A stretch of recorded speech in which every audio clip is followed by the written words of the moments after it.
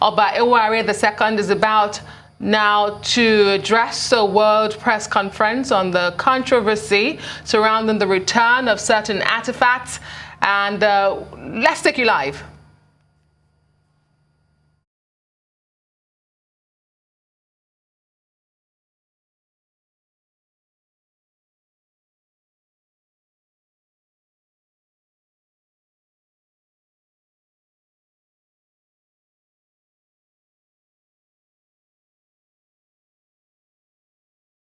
Again, you're watching live visuals from the palace of the Oba of Benin, Oba Ewuare II, Omo Noba Nedo Ukwa. And this, I must say, is unusual, Ekene, for the revered Oba to be addressing a world conference such as this. It's not something we see all the time. It's truly historic. The last time we saw Oba Ewuare II come to public glare, he was intervening in the political crisis in Edo State ahead of the last elections between, once upon a time, Godfather Comrade Adams Oshomole, and once upon a time, godson and incumbent Governor Godwin Obaseki. And then did he do a public address? Because I was going to say this seems a bit out of the ordinary to have a public address, a public press conference. Indeed, well, at that time, he had a closed-door session with them and, of course, addressed them before the press. To be honest, belittling them, spoke to them in a way, addressing them to say, you get your act together. Get your act together. You're from the same political party at that time before the defection of Governor Obaseki to the PDP. Well, I mean, you would say that this particular situation warrants this. Judging from the comments we got from I think he's the chief secretary, who was with Christian Ogodo at the time, it would seem that he's coming to lay the gauntlet down. We're hoping he will be open to some kind of negotiation, but he's basically saying, this is my property, it belongs to me, it's not open to any debate. That would seem to be the angle they're pushing. Indeed, well, maybe the word's not belittling, but scolding them. At that time he was reprimanding them. The artifacts that are meant to be returned, history to that as well. It was stolen by the British people during that invasion. And of course, some people will say, indeed, massacre, because Benin Kingdom was burnt. It's a very interesting story behind it. Apparently, they were there to see the then king, the then Oba of Ewuare, Nogbaise. And he couldn't see the British entourage. And of course, they took offense to that. Some history books to say they took offense to that. That entourage was never seen again. And of course, the British did not take that lightly. And of course, that invasion happened. The rest, they say, is history. But there's also history between these two men that are involved in this brewing controversy, should we say. They are both great-grandchildren of one-time best friends. Yes, their great-great-grandfathers were best friends. Oh, wow. So this would be interesting to see if they will somehow come together once again and build. Because what is intriguing about this particular case is that they both seem to want the same thing, which is to preserve these artifacts now that it's been accepted that they will be returned. Preserve them in the best way for the posterity of Edo State. And for Nigeria, really, we must say, because this is something that we look forward to seeing more of this. Maybe this will be the first of many. So we hope this can be resolved amicably. I think the Oba has a strong case, just to throw my own opinion in there. But perhaps what he's looking for is that acknowledgement, and then collaboration can go beyond that. Not to preempt the Oba, but we've heard, the undercurrent of what is likely to be the issue here is custody of this returned looted artifact. It's also about accountability, some would tell you, because museums are complex organizations to run, like I keep saying. They are maintained on behalf of public trust, reliant on funding and support to thrive. But we know that the museums we have in Nigeria at the moment, they lack accountability. Internal structures do not exist, and of course financial mismanagement and ethical breaches. So both parties perhaps do have strong arguments. Yes. Some will say the Oba, who is the custodian of tradition and culture, should have custody. After all, they were taken from the palace. Yeah. But on the other hand, the controversy is that the governor, Godwin Obaseki, has allegedly floated a private trust to handle these artifacts. And what will that do? That simply means the property, which is the museum or the artifacts in this case, will be vested in persons known as trustees for the benefit of the public, generation unborn. Okay. And of course, there will be better funding. But then the artifacts are better kept. Yes, but I heard you then, mulling over the possibility that you could have a joint trust, private and public, whether the Oba would then be given the custody of these artifacts, which is his anyway, but allow for Godwin Obaseki to then assist him in terms of looking after these artifacts under a trust. So I imagine this can have a very good resolution and can set a precedent going forward. It just depends on how it's handled. Indeed, and there are many examples of private trusts handling museums across the world, in the United States, in the United Kingdom. Some will even say even here in Nigeria, the Muson Center, Terraculture, beg your pardon, and even the Muson Center, and that's why you have different organizations owning different halls. So how does this work?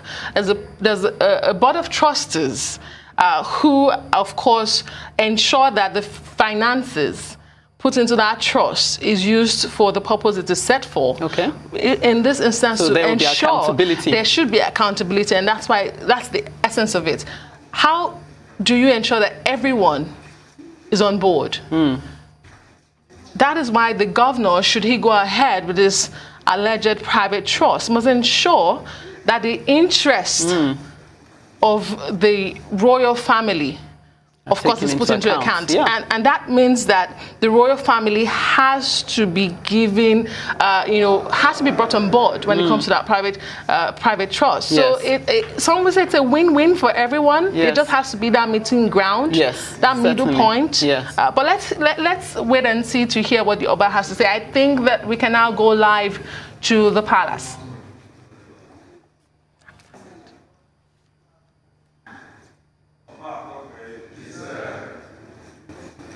Are we okay?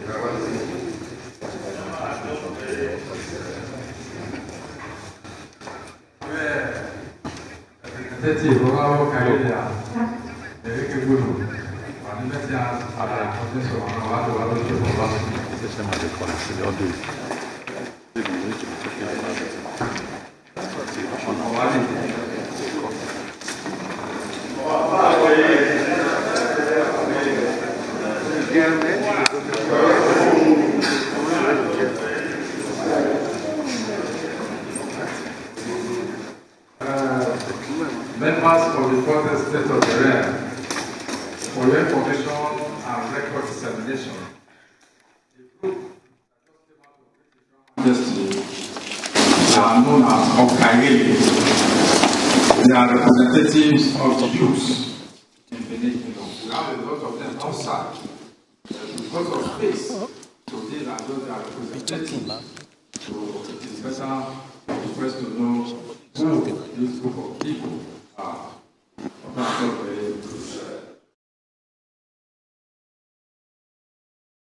Well, right at the audience hall, the Palace of His Royal Majesty, the Oba of Benin, Okwa Bolokbolo, Oba Eware II, where the chiefs, traditional rulers, enogies, members of the royal family from over 10 generations have been paying homage to His Royal Majesty, the Oba of Benin.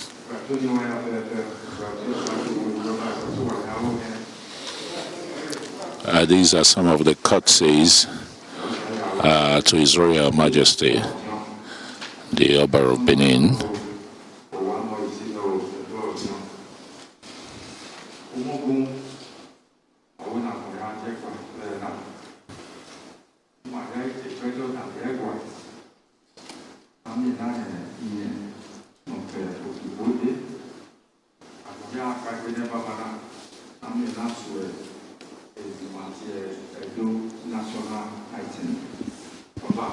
Okay, we're about to take the Edo National Anthem, where everybody is expected to rise.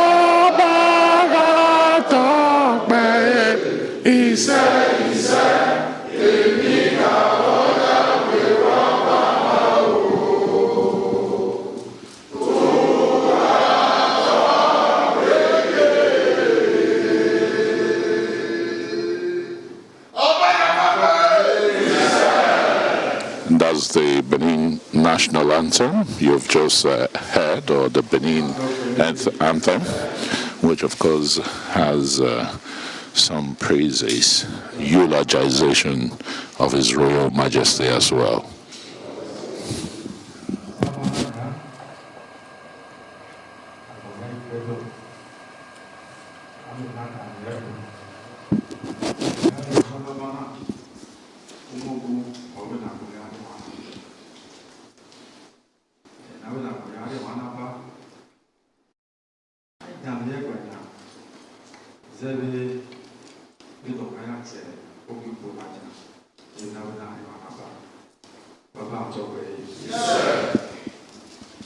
Distinguished ladies and gentlemen,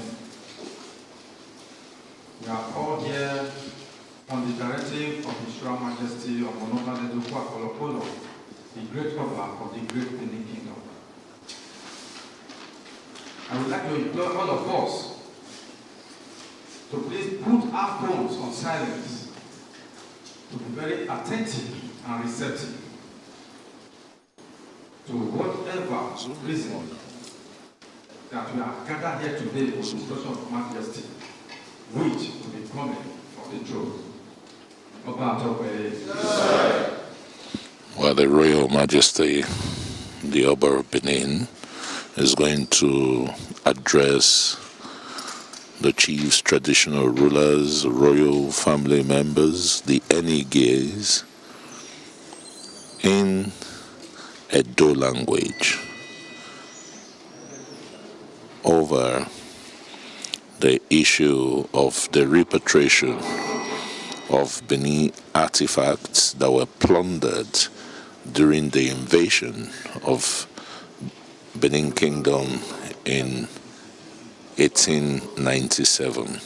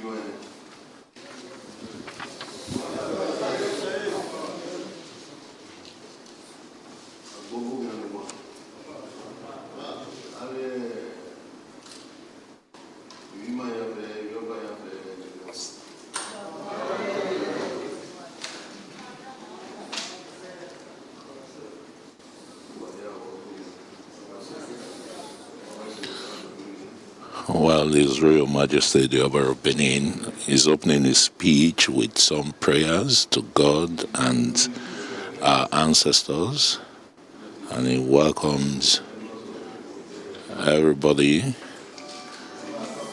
for honoring the invitation.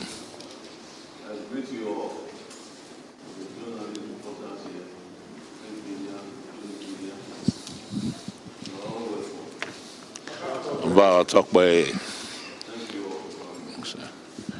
and His Royal Majesty again, like the statesman that he is greeted.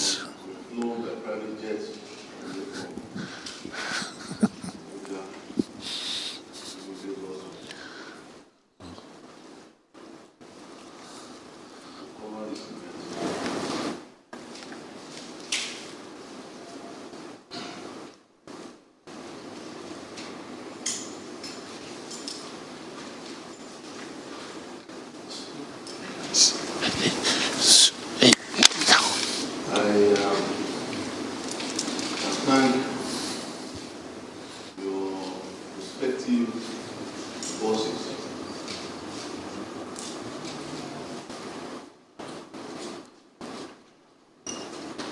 Namely, I think Professor Owasuniai.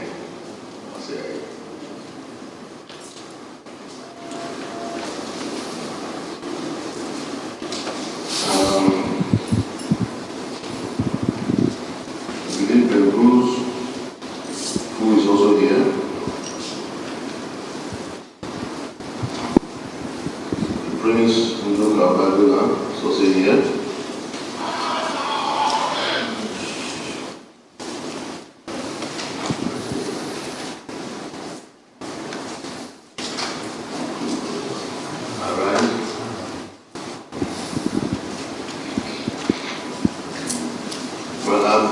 I thank all of you. I thank your bosses. John Momo. Yes, John Momo. I thank all of you. I thank you for your concern. I thank all of you for the concern you have expressed about the matter you are here for today.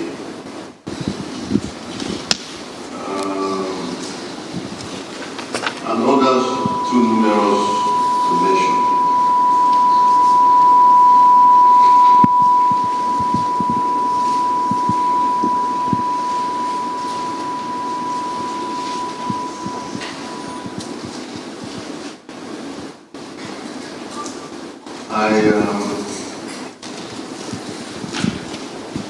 I'm speaking in English, though, for the benefit of those of you who don't understand English.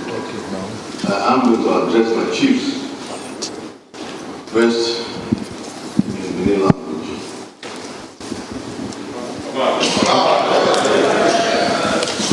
After which, there's a statement that we read in English for the benefit of those who do not understand our language. For us, I don't know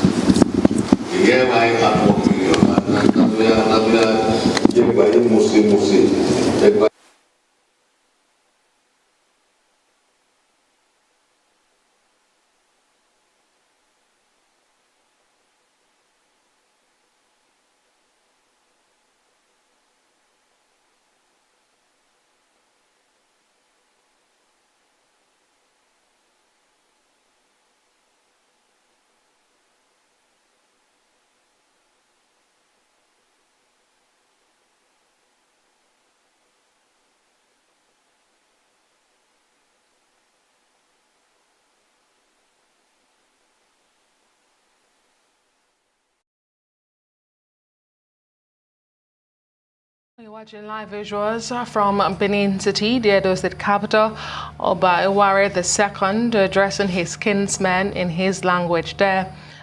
there are reports of brewing controversies over the to be returned looted artifacts from the kingdom.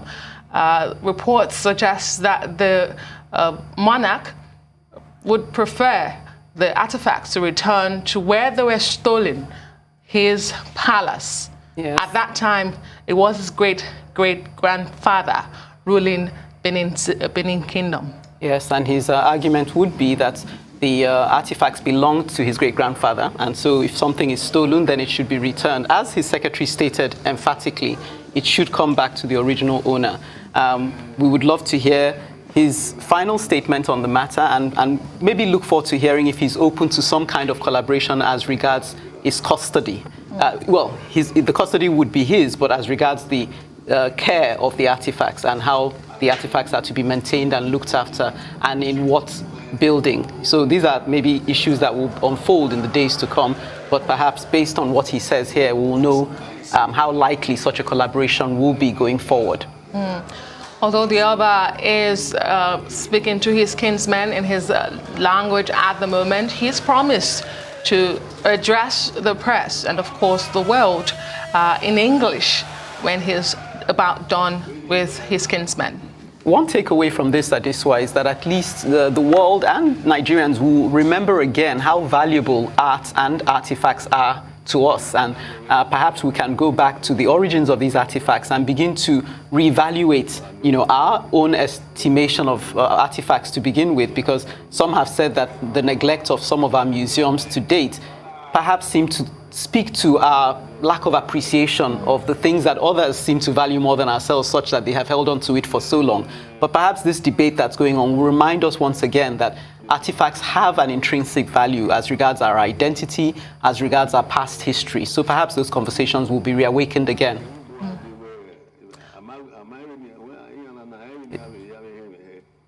Okay, let's go back to listening on the procedures and the conversation that's been had by the Oba.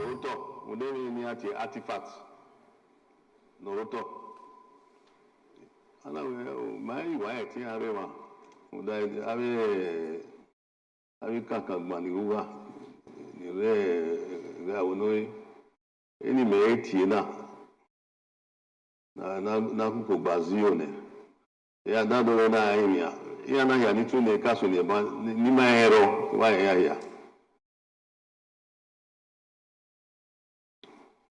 ni bo ya no ki awon to ya ma mi gbo ede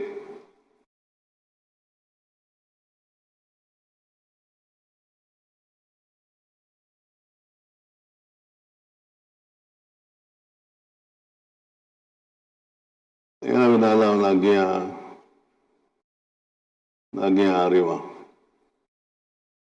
Allora, meglio no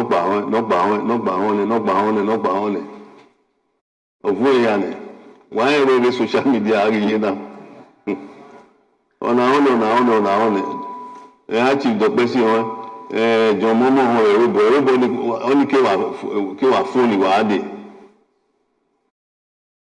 Na oma ya tia we no ye na ya tia be na we no ye na bia na duiko owo wa na ka ho na do ni opa. Okay, so as we continue to listen to Oba Iware's comments regarding the situation and hopefully get his own perspective on things and wait for the translation on his statements, we look forward to seeing an amicable resolution to this matter at Adeswa. Indeed, the Oba there speaking Benin language to his kinsmen, updating them on his views on what seems to be a controversial subject at the moment, the custody of returned looted artifacts to Benin. Ekene, you were talking about how priceless artifacts are and how they are fragments of our history. So this is a very important conversation to have. There's also the bigger challenge here. Some governments where these artifacts are at the moment give conditions to countries before they are released. We've also seen where others have decided to take legal matters. For instance, in Thailand, they've had to go to court to get some of their artifacts from around the world. And as a result, you see countries deciding to take the step to say, we would return your stolen artifacts to you, even though some have refused to recognize them as those that they were stolen brazenly from these countries. Yes, and it's interesting to note that the discussions or the parley around the restitution of these artifacts has been going on for some time. And I think it was stated earlier that I think during this parley that Governor Obaseki says as a government, they want to retrieve these artifacts. He's been at the forefront of trying to recover these artifacts because he says that they're evidence of the identity of the Edo people. And in his own words, he says, culture is a living thing. The artifacts as we are dealing with today are a repetition of our culture at a certain point in time. So this is maybe where, even though we're discussing who would take, whose rightful custody these artifacts should belong to, it's a joyful thing that we've reached the point where we're actually discussing the retrieval of these artifacts in the first place. Mm-hmm. Indeed, I can also recall that it comes at a time where nations grapple with histories of racial injustice. We have seen increasingly protest movement toppling statues and a call for recovery of stolen items during colonial rule. Again, this is a very important conversation to have.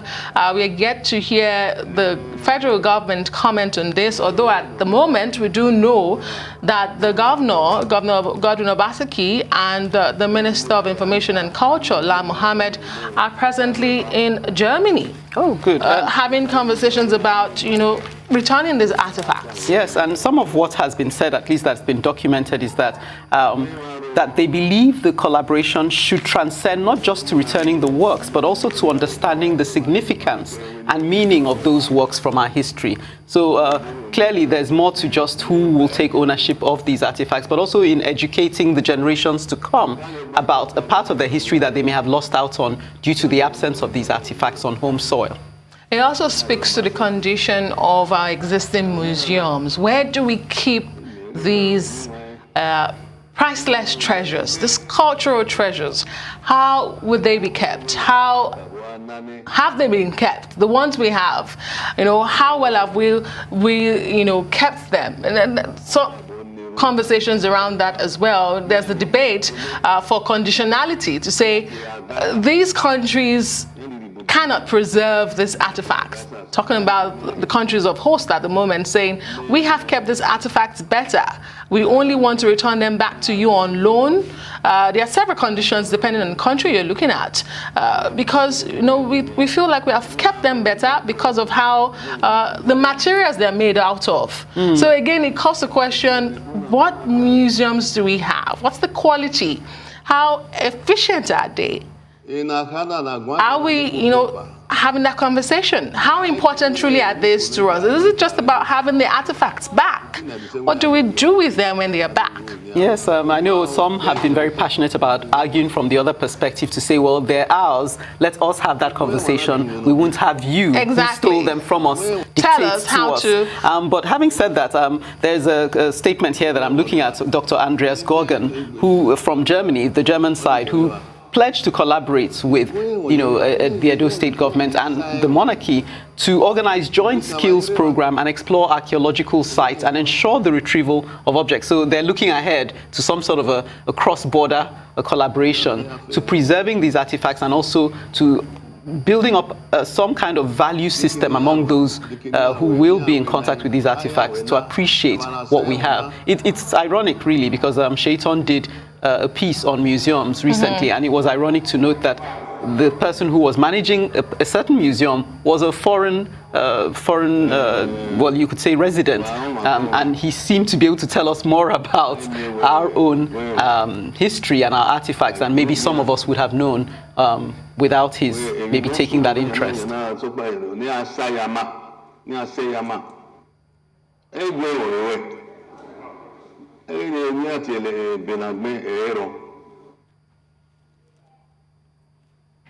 Igwe mo osi na ya yama so mi have your bani na ya zire na sa yama no sunu ya have pa na I do me ni awe oyi no orin ya odo awe odo apopun ya ni akere we emi oyi eyan dodo orí àríyàn ní àwẹ̀ ní àvíọ̀ wèrè gbé sópán bábáná ké ìrìn bábáná ké gbé àgùn ọ̀pẹ́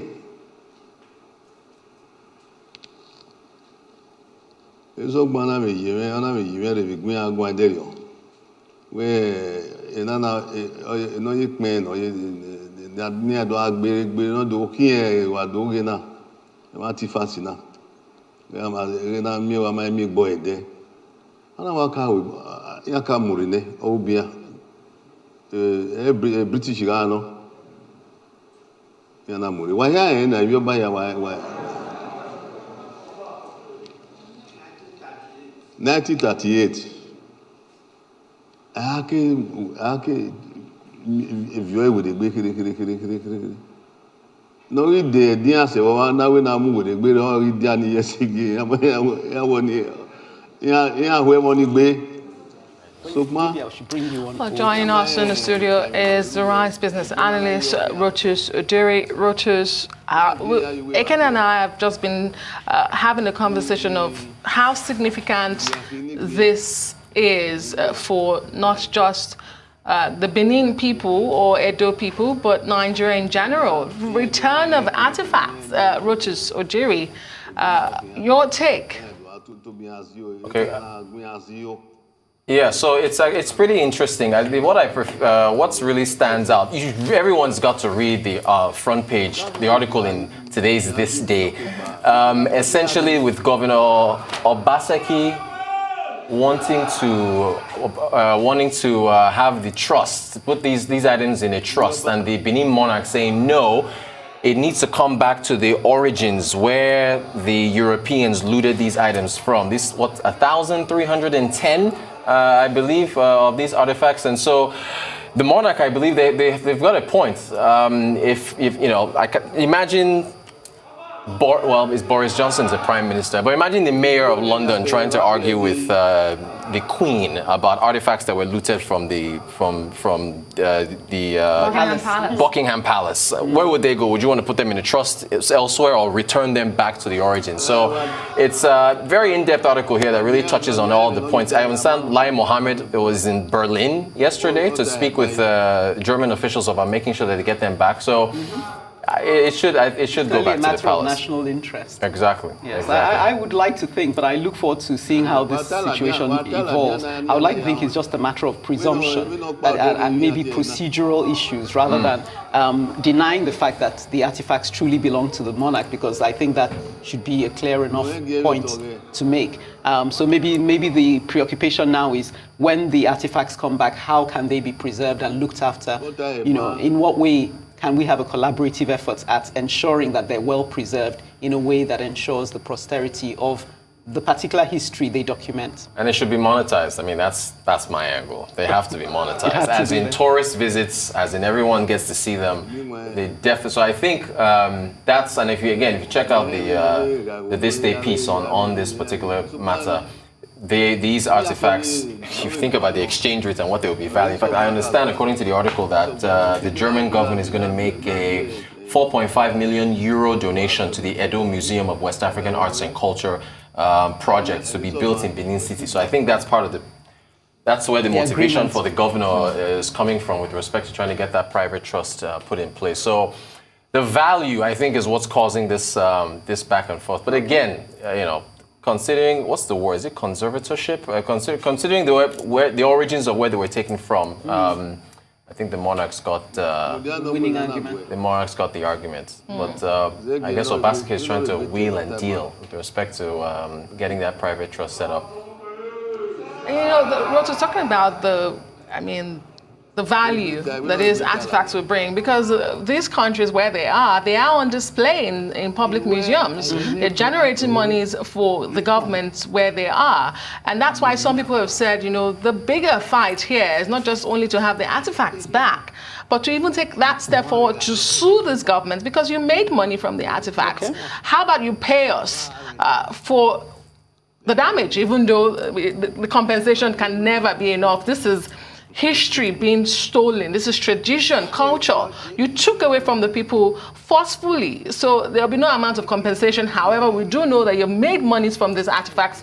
Pay us for it. Yes. Well, I think that's where the 4.5 million euro donation is coming in. It's like, look at what doing a preemptive strike. Right. And plus, I think Nigeria's ambassador to Germany, Mr. Yusuf Tugler, said this issue of repatriation between both countries is an opportunity to take the cooperation between Nigeria and Germany to a greater heights. Okay. Lai Mohammed talked about that. So they're trying to make sure that this is sorted out on an amicable base. And of course, I think that, 4.5 euros, that's in the billions. Okay, so and that will go a long way in getting this this project that Obaseki plans to get off the ground together. So yeah, so I think they do want to make sure that this is done on an amicable basis, that everybody's friendly and so on and so forth. So suing the German government, I don't think would play out well, because it looks like the talks that are taking place have gone beyond that. Yeah, exactly. But it's not just Germany. Yeah. I mean, it's France is scattered all over the world. UK, yep. But we have seen countries who have done it. We've seen Thailand, and successfully. Thailand has had to go the legal route and then had some of the artifacts back and getting reparations for it. Indeed. Well, again, with the high-level talks that are taking place right now, I think we just want the artifacts back. Exactly. And the 4.5 Let's have the artifacts back. And the 4.5 million euros in order to, for the projects to get off the ground. So yeah, that I think will go a long way. And I wonder how much of an incentive or a disincentive, depending, those watching who are still holding on to our artifacts around the world, Britain, watching this particular, how it plays out, whether it will motivate them to say, we'll follow suit, we'll do the same as Germany has done, and we will take the initiative to say, here are your artifacts back, plus the donation. Excellent point. That should open the door. In fact, since Lai Mohammed is in Europe right now, you should actually take this opportunity to actually engage other countries. Ladies and gentlemen, this is the finest you would ever see. The Benin tradition, the Benin culture on display. Yes. The Oba of Benin, Oba Eware II, is dancing. Yes. And yes. Nollywood needs to jump on this matter. If we wouldn't want to watch a 2-hour movie or an hour and a half film based on what's taking place here and from the 19th century up until now, getting these artifacts back. There's a whole lot of history here that should be on screen, and again should be promoting Nigerian culture around the world with respect to what's been going on. It's lovely to take in. Yeah, and again, it's a reminder that actually this is a cause for celebration. I know we're talking about the disputes more than we're actually maybe acknowledging the fact that this is a landmark event, that the artifacts are coming home, not just football that's coming home now. The artifacts are making their way to home soil, finally, after so many years. And the money. As a business. And the money. Yeah, bring the money, because, yeah, exactly. That is one nice looking palace, I have to say, where he is. Yes, I would trade places with Christian Ogudu at this point in time. A gorgeous looking hall where we've got everyone there.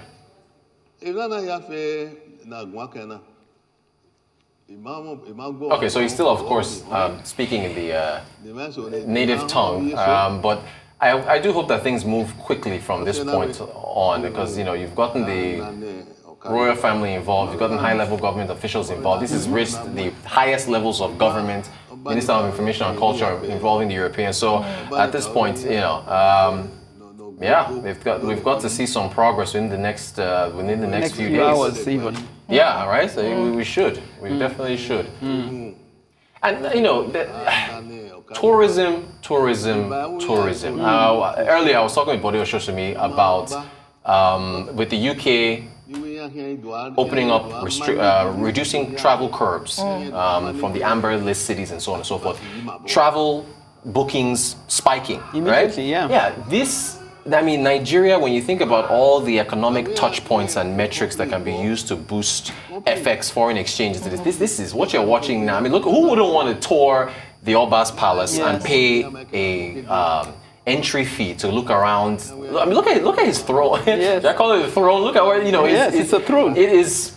I mean, look at that. It's any foreigner would pay money to come in here and take and look around. So with the artifacts coming in, there's a tourism angle to this and foreign exchange boost to some level. Your brain is just doing the arithmetic. Oh yeah, I mean it's huge, So I mean, a lot of people have said that because of the state of insecurity, that somehow tourism shouldn't be on the menu. But I beg to differ. I think if tourism is pushed to the fore, it might just drive back all the distractions because the very same people, the youths they say are being used to fuel insecurity, you could divert their energies to being part of that tourist market.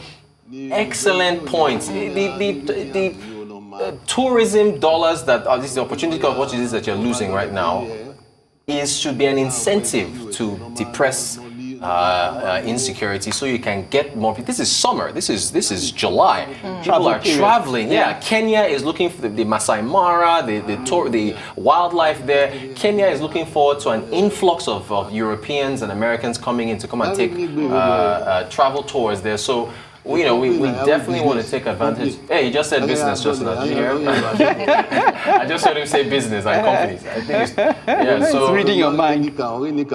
Yes, and it's interesting because recently Leila Johnson Salami was making the point about the wildlife special report. Yes, and saying that it actually makes business sense to instead of conducting illegal trade, why don't we legitimize it? We would actually make much more money from that side than what we're making from illegal trading. You just need to educate people because the fallout of going down the road of, like you were saying, maybe creating some sort of reserve where people can come and view this, the employment fallout, all these have a build-up that is far more significant than what people will make from illegal trading. Oh yes. Yes. Roches, you were talking about touring the Oba's Palace. Well, I don't know about that because there's a sanctity to this palace. It's not open to the entire public. But I do understand the richness of the Benin culture. Yes. The irony of all of this is that the Europeans thought that we were barbaric and worshipping idols, yet they stole the artifact. Well, it was in the 19th century, so that was quite a long time ago, and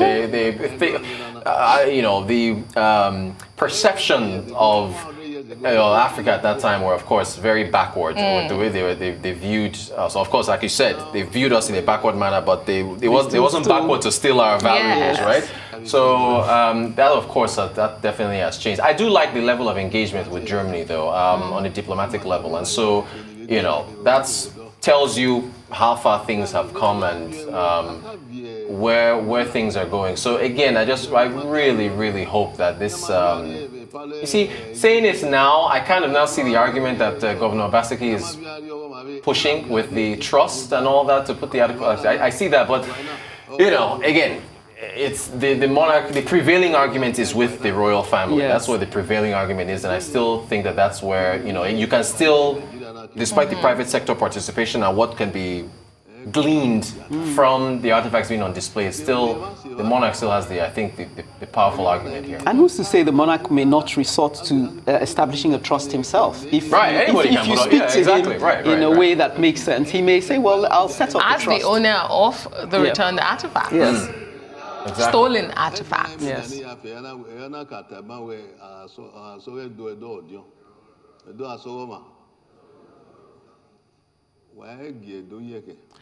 Again, if you've just joined us, you're watching live broadcast from the palace of the Oba of Benin, Oba Eware II, Omonoba Nedo Ukwapolopolo. He is addressing his kinsmen in the Benin language. Anytime from now, any moment from now, he promises to also address the world in English.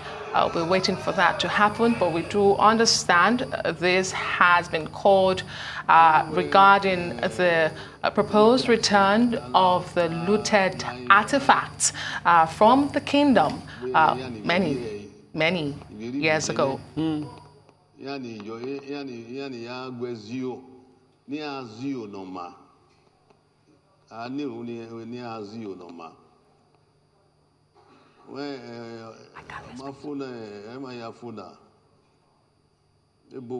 is perfect. So What he just said, nobody is perfect. You can assume. Would you be generous enough to apply that to the Europeans when they took the artifact? That no one's perfect. You made a mistake, and we understand. Just bring them back. Just bring them back. No one's perfect. You stole possibly billions of worth of artifacts from us. No one's perfect, but just bring them back. It's just the problem that this particular imperfection had significant costly ramifications. So you still want to add on, okay, bring them back plus. Exactly. Oh, okay.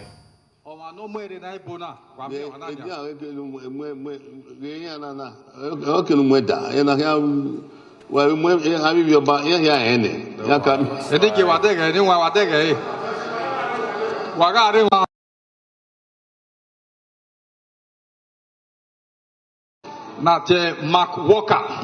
Walker was one of the British officers that came in 1897. Great grandson of Nahina. On our way, I can't return there because they marry your here again. I am not return there. I am not return there. I just go. But they get one. I go present Nana. Odiboba Menare wa the Bible. Ana avio ne Omonoba Mark Walker. The bed and the bed. Hey Frankie, when Diana Nani Mumida when I was okay, I should hold it. Okay. Well, Leva, we Buyawani. Okay, I should stay. Okay. Mark Walker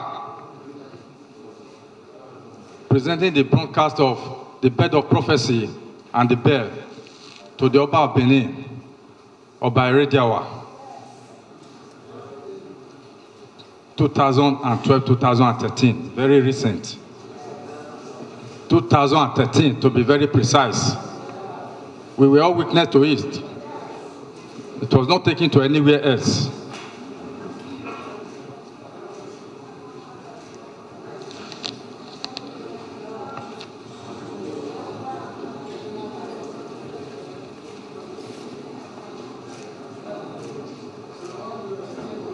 Only said, no one to move my area.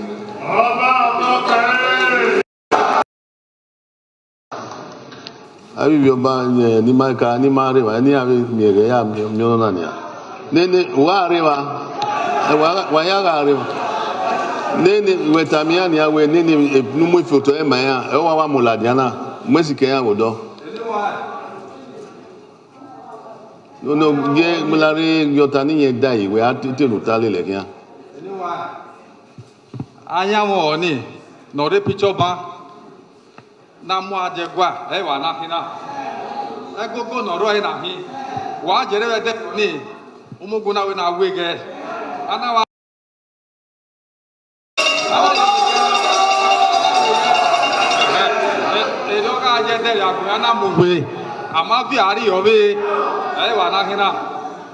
this was the broadcast that was returned by Mark Walker in 2013.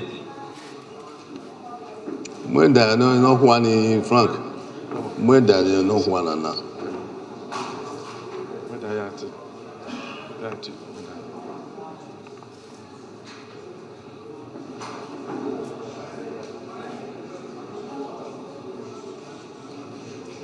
Kwayamienya, ebiro kwamawe, iyobe yero no this On a service, soyez. On m'a dit terroriste. Bah, moi, il y a tiré au dos flanqué. Moi, c'est ça. D'accord, Moi, stand there. Moi, au temps, il y a Benin arrêt, c'est. What video? We no moi. Benin America na. What video?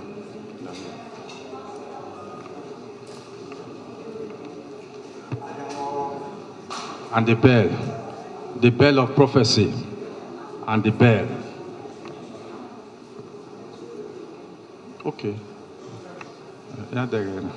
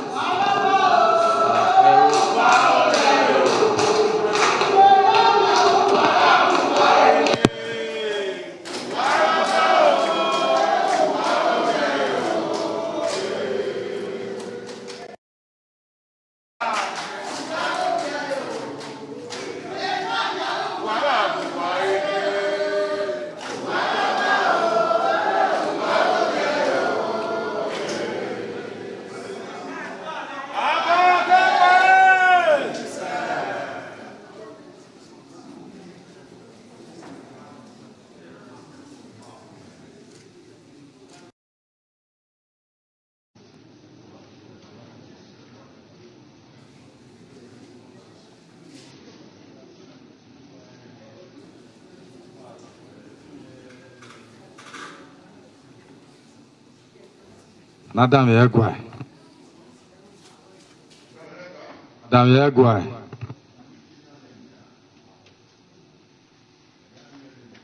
I think what we've just witnessed was a display or buttressing the point of the monarchy here, saying that we can keep these artifacts when returned. We know how to keep them because they're ours. What was on display was the bird of prophecy returned by Mark Walker, who interestingly was the grandson of a Walker who had been part of the invasion in Benin City.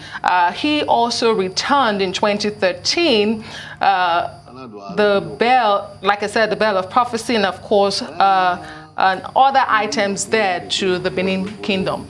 So he's building his argument. And there was a gourd or a picture of that to displaying that, but displaying him, it was the gentleman in the suit and the glasses in that photograph, which was displayed around the hall there, to everyone to see that, yes, you know, this is what was returned. Gorgeous pieces, though, yeah? The bell and the bed of prophecy. And the bell and the bird, yeah? Yes. Yeah. Again, I'm thinking of a movie. The Bird of Prophecy, a history of, you know, the Bird of Prophecy, the return, if you will.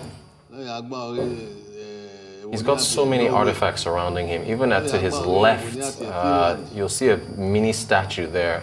If the camera pan, there it is. Look at there. See that's like a town crier in front of the flag, and then there's two more artifacts behind that crier again. It's just rich with history and artifacts in that palace, and we're just seeing just two items sitting next to him as he speaks. That's again the Oba. So much more. That's inventory right there for the palace.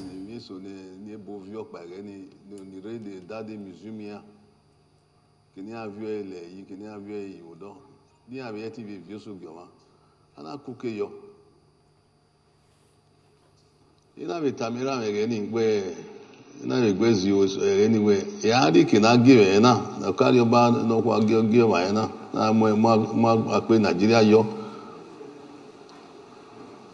na wa mwe na wa mo na wa sa na viva ekme noa na viva na wa sa imo pa ge oba no re Sweden imo pa ge oba no re Norway, King of Sweden, King of Norway,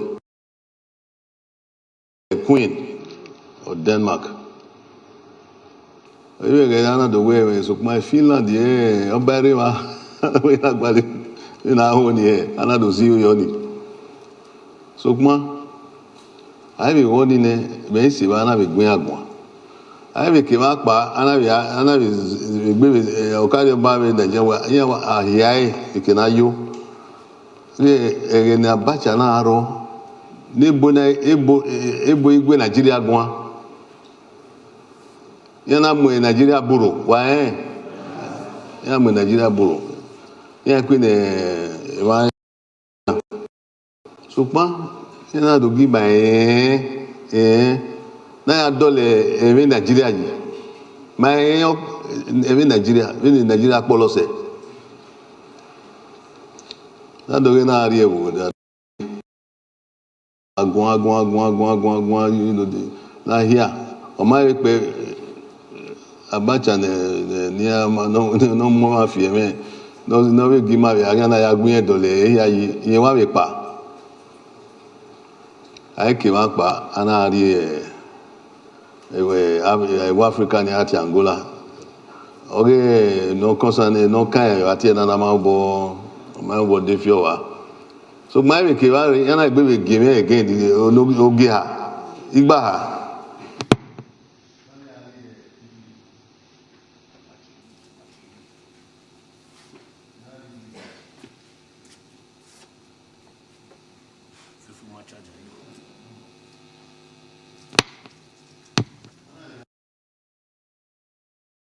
C'est Rome. Na bi agun ba, ana bi do agun. Ana débuter campaign, ana campaign ye. Ina be campaign ye mot, bini mot. Ai kini yare. Ebi a ni bun fi we de kan normal. E do mayo. Ana inde mai Okarioba. Revenere mata o. We na we c'est bien sobre no ave museum yo da we gwai. Benin Royal Museum. Why we mata o ke na ta we. Even mata here where the truth shall set you free. Any as a time. Emma. Now we Emma. And I'll tell you, given the remata, why I tell you, Bob, but I need to counter. Maybe you Bob, but I need to counter. Am I woo? Menika ubiakpa muda iyo bogbera ni nika otai ike we ike zo we ke wona ike gun ika ni runge nika ole ara ibe wo na ibe dugi na ibe ike na abi abi pon nika ina we na o wa di gbe bae ere ni o ya wa gbon wa we wa di gbe bae na ta ne si etan gbe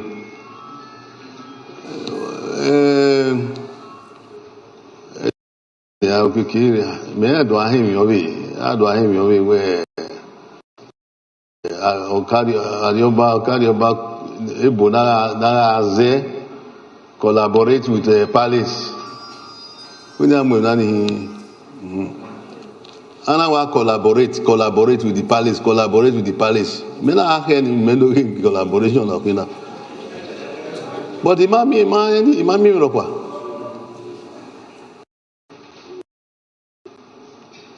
udunri me wa hon àwọn amoto pa gbo ní àti legacy restoration trust ri wa ya hon ina wọ́n na fún mi udunri àwọn kan wa be museum o we udunri wa kan wa we collaborate with Egba udunri me wa amona gbo me de na collaborate with Egba we yi why we na collaborate with Egba we collaborate with Egba collaborate me na ken Okarioba no have gbe do tai na do sunwon we yan election we ya fo na do sunwon na igbe atai emi o me ga hon e ma ta no ro eta na unde ni won na we ma egun agun o ke ni gun agun na we eri ono You know, why we Nina ambassador ni, you know, mama, if so, aka like gwalutona. Imana gumwana ya diami na ya dolemi yi. Awe kabo hiya na ya dolemi. Ize meze hiya. Amazeyo. Wani yo nikawe amazeyo. Anyway, okay na ni mwa duwa ho we edi ma wa hunwa gemini ahun adi awon ya collaborate with egwa wa ri mo bowo ina e won bowo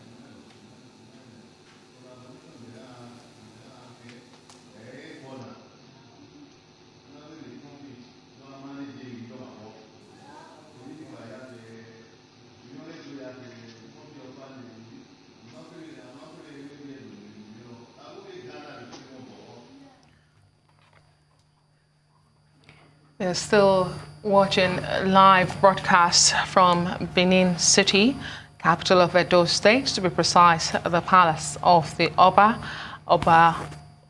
Eware II, Omo Noba Nedo Kwapolopolo. He's been addressing issues. Roaches and Ekene looking at me waiting for that translation. I am not Benin. But bring the artifacts back. That's the translation. Bring them back to the palace. That's the only translation that matters at this point. Bring the artifacts back. And you know, he, from the little I was able to pick, he was talking about why is there so much emphasis on collaboration when some of these artifacts, because artifacts have actually been returned previously. Yes. We even heard the secretary to the palace say twice now. However, the last one was in 2013 by Mr. Walker, who returned the bird of prophecy and of course the bell, which was on display moments ago, although at that time it was his father before he went to join his ancestors, Oba Erejoa, the second at that time, who received Mr. Walker and collected those artifacts. Of course, we also saw evidence of that. There was a picture of Mr. Walker handing those artifacts back to them. So he's saying, why is everybody suddenly talking about, why is there to talk about collaborating with the palace? What's new about There's nothing new. Just return the artifacts to where they were stolen from. Exactly. Me back my stuff. Just put it simply, give it back to me, it belongs to me. Yes, and I can take care of that. That's also very important, because that was the emphasis of that display, to say we can take care of them. Yes. And I did think that the artifact looked, you know, as good new, condition. very great conditions, you know, but they're centuries old. Yes, indeed. Fascinating. And like you say, Oba Eredua was the second, was the 39th Oba of Benin, and he died in 2016 after ruling for 37 years. You know, again, it would be curious to know how many artifacts have been returned over the years, because the argument may still be that returning a few artifacts is not the same as 1,000 and Rotus was 1,310. So it would be good to know how many artifacts have been returned over the years, and if, you know, that poses a challenge for the Oba to maintain all these artifacts. Exactly. Does anyone wonder what breed of bird the bird of prophecy like is modeled after? The beak is really large, so it looks like, I don't know, I was looking it up, it looks like a toucan, a toko toucan. But the wings reminded me of an eagle's. The eagles, yeah? Which ties back to Leila Johnson Salami's special on endangered species. Remember, what did Leila say? Ekpe is supposed to be a land of water buffaloes or something, which are no longer in that area. Yeah. So who knows? That bird of prophecy could be an extinct. Exactly. Fascinating. Based on what birds are available in here in Benin or Edo, or what was Edo State back in the 19th century.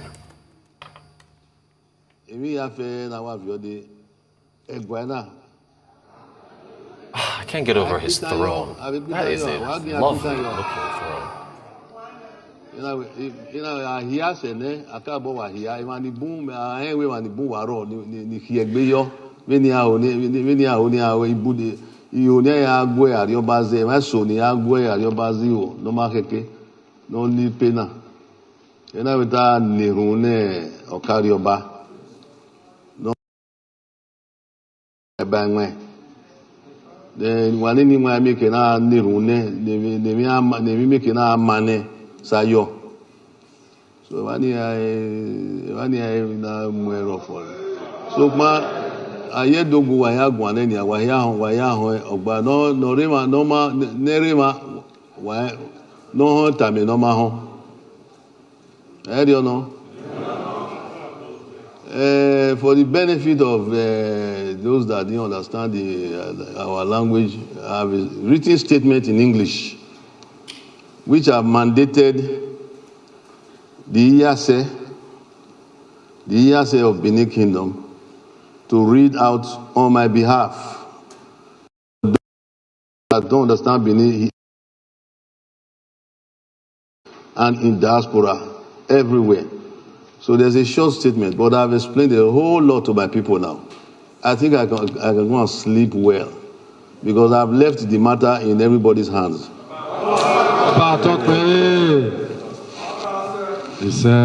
So we announce what you say now. About Okwe, Aguatuyase. Well, I will say, oh, I will say. Aguatuaya. Anyway, Wagagma Bagbena Newbonu Mogun, Uyedowi. He said, Awa.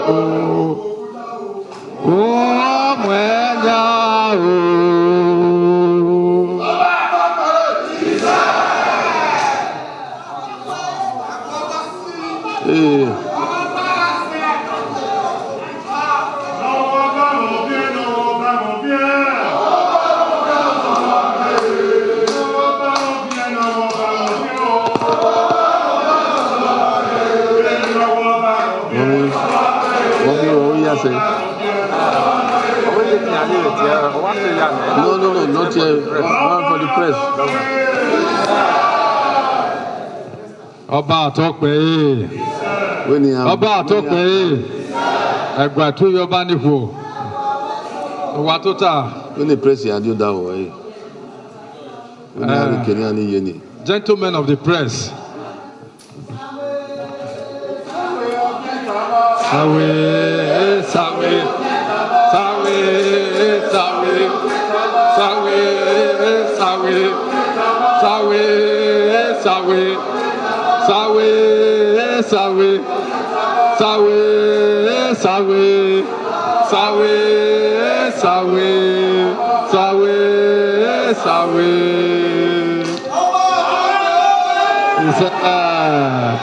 Ẹgbà tó yọba nípò ọba àtọ́pẹ́. Distinguished ladies and gentlemen, the Iyase have been mandated to read the statement from His Royal Majesty.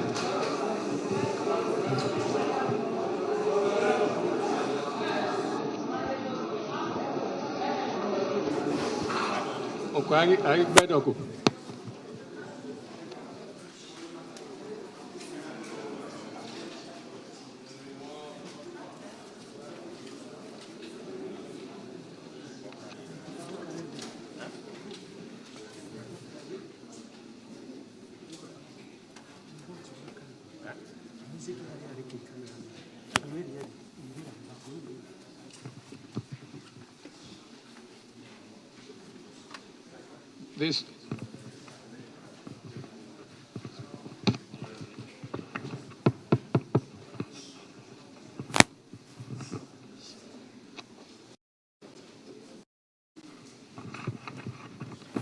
Ọba àtọ́pẹ́ yìí.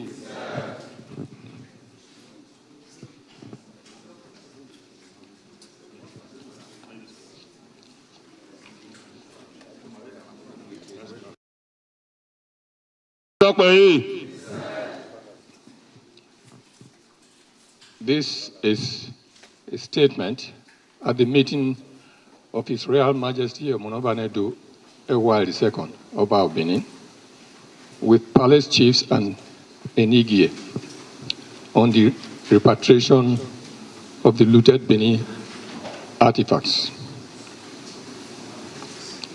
In the name of God and our ancestors, I welcome you all and thank you all for honoring the invitation. I have called this meeting today to intimate you of the matter of the Benin artifacts in Europe at the verge of being repatriated, which I am sure you have heard and read about in recent weeks. You may also have heard about the recent activities of a group of individuals who incorporated a company since January 2020 called Legacy Restoration Trust Limited. It has become germane to note that the advocacy and demands for the return of the artifacts looted from the Benin Kingdom in 1897 have been going on for decades before the emergence of the incumbent governor of Edo State, Mr. Godwin Obaseki. I must sincerely thank the governor for joining the struggle and showing commitment to retrieve our stolen cultural heritage from Europe. While anticipating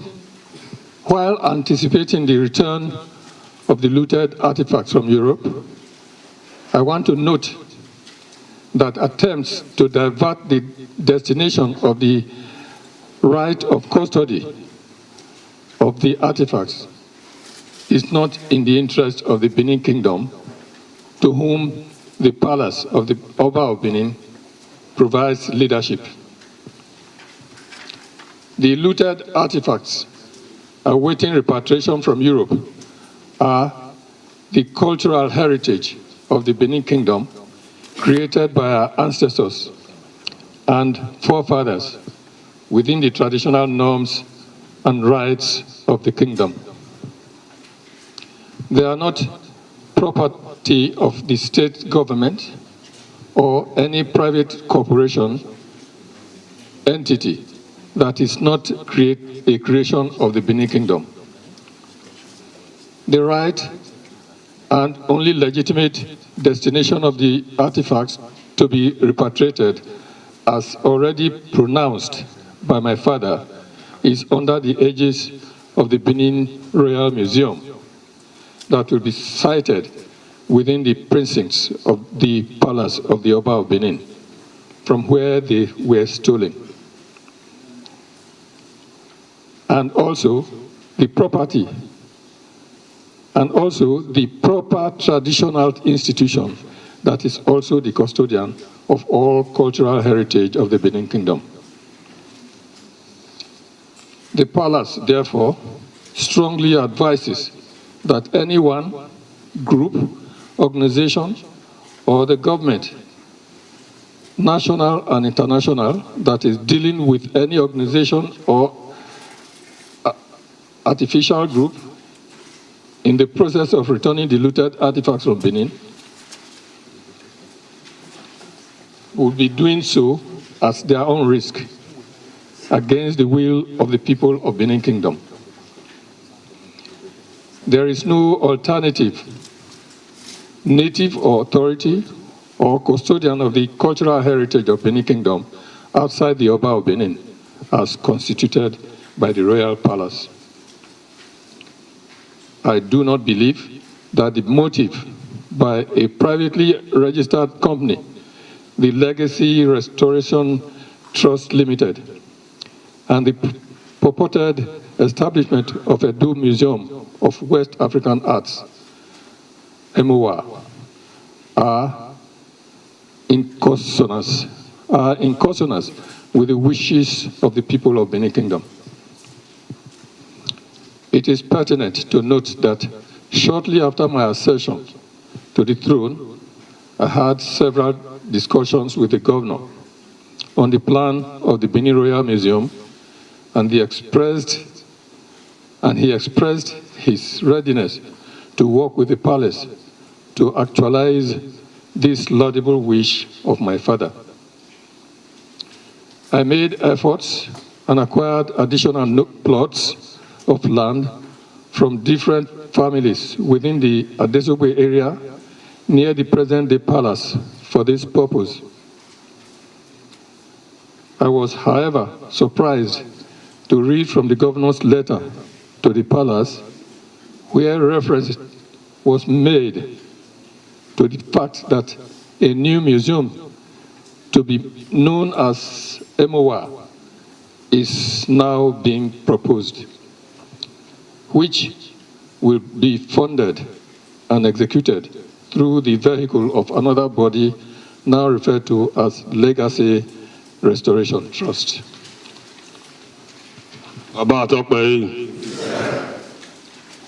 When Governor Godwin Obaseki informed me in the correspondence of another implementation framework using the so-called Legacy Restoration Trust and the Edo Museum of West African Arts, MOA, my response was that the setting up of another organization or legal entity in whatever form or guise will not be necessary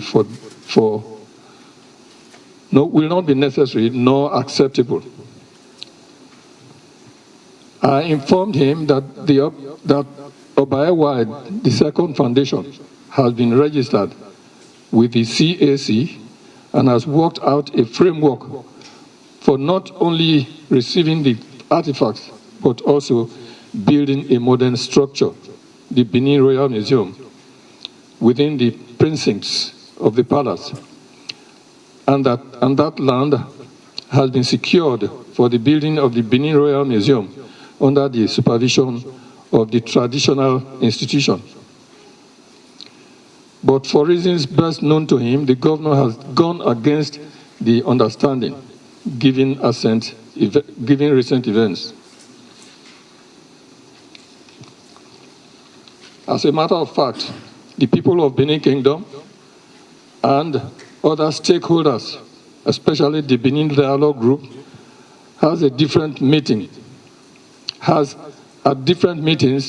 endorsed the Benin Royal Museum to be built within the palace, as well as endorsing the Obaewa the second foundation for fundraising and other requisite administrative processes.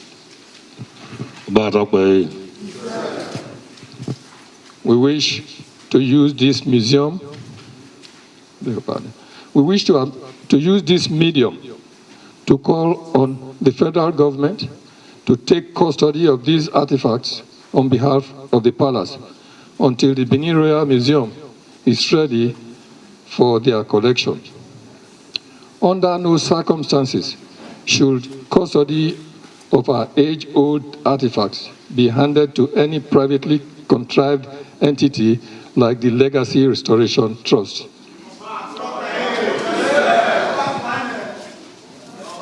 Thankfully, just yesterday, I spoke with the Honorable Minister for Information and Culture, who presently in Germany, over the negotiation with the German government over the plans for the repatriation of our artifacts. He assured me that the federal government remains committed to get the unconditional return of our artifacts and will guarantee its full custody for their onward transmission to Benin Kingdom, to the exclusion of any unauthorized private entities or third parties. We once again thank the federal government for this commitment. It now behoves the federal government to be the only level of government that can take custody of the artifacts with a view to transferring them to their original owner and their original place of abode. More so that there exists external treaties and laws guiding these processes. The Palace of the Oba of Benin wishes to advise His Excellency Mr. Godwin Obaseki, Governor of Edo State, to review his approach of using private vehicle of Legacy Trust Limited and the Edo Museum of West African Art, EMOWA, and to see how he can genuinely collaborate with the Oba Palace in accordance with our original understanding. We thank the German government for their interest and willingness to return the Benin artifacts. We pray to God and our ancestors for a fruitful resolution of this issue. Thank you.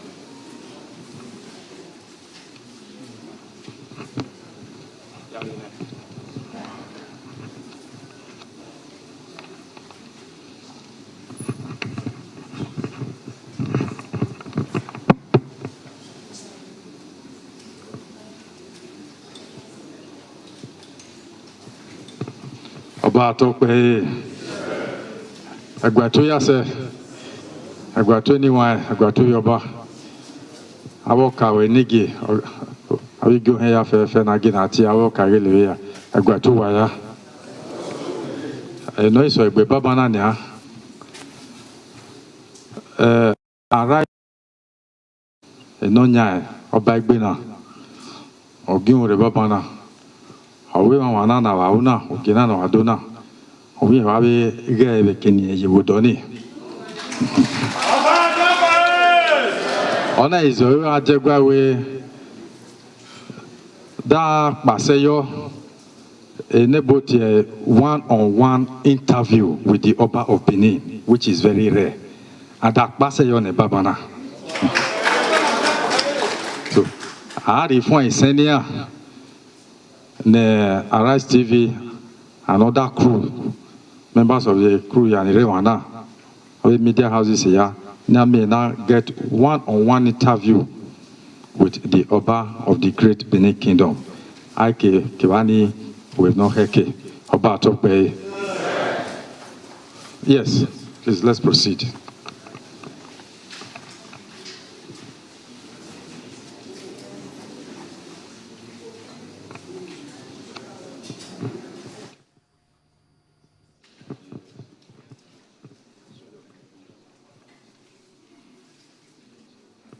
A truly historic moment we are witnessing here. Rotus Ikene, we've been listening to the EAC of Benin, who's the traditional prime minister, communicates what the Oba has been talking about in the last 1 hour plus in the Benin language, basically saying that reparation of the looted Benin artifact should return to the palace, where it belongs. Yes, indeed. And it's notable that this 91-year-old traditional prime minister was not able to prostrate before the Oba because of his age. But some of the things that struck me from what he said was... How old is he? You should let everyone know how old he is. 91-year-old. Yes, if you want me for emphasis. Articulate and, you know... Yes, very sound of cleared the message mind. very well, yeah. But what stood out for me from what he was saying was that there seemed to have been a pre-existing agreement between the Oba and Governor Obaseki at the onset. Indeed, he welcomed the governor's interest in supporting what he said was an existing desire of his to retrieve the artifacts, and went ahead to make arrangements so that when the artifacts were recovered, he bought extra plots of land or added extra plots of land for the purpose of having that museum set up. So he, as far as that discourses or what was said is concerned, he was fully anticipating that the artifacts would be returned to him, and it came as a surprise to him to learn of these new arrangements of a trust having been set up and a different museum being established as well. Right, and again, I do encourage all our viewers to read that front page article in This Day newspaper. It's really in depth, and they mentioned the company. They mentioned it, pretty Legacy Restoration Trust, and they made it clear that and in fact, in specific words, he said anyone who's doing any dealings with Legacy or any other company purporting to be working on behalf of getting those artifacts back, you're doing it at your own risk. They have to come back to the palace and go nowhere else. So that statement. He couldn't have been any more clear, the Oba, with respect to that. Indeed, and you know, he says this is the cultural heritage of the Benin people. They're not property of the state government. Those are the words of the Oba there, read out loudly by the Iyase of Benin, again, the traditional prime minister. They are not the property of the state government or any private entity. This, you know, he says it clearly. There were plans, kind of like you had mentioned, and these plans even date back to his father's reign. There were plans to set up a museum in the palace. Talking about Oba Erejawa II, who has joined his ancestors. And he wonders why, after that conversation, notifying the governor, incumbent governor, to say, we would like to have the palace have a museum. It's called, if I can get the name, the Benin Royal Museum is what it should be called. He's surprised that the governor went ahead to float a private entity. Yes, indeed, indeed. And he says the Legacy Restoration Trust Limited and the activities of the Legacy Restoration Trust Limited are not in consonance with the legacy of Benin Kingdom. The wishes of the Benin people. Yeah.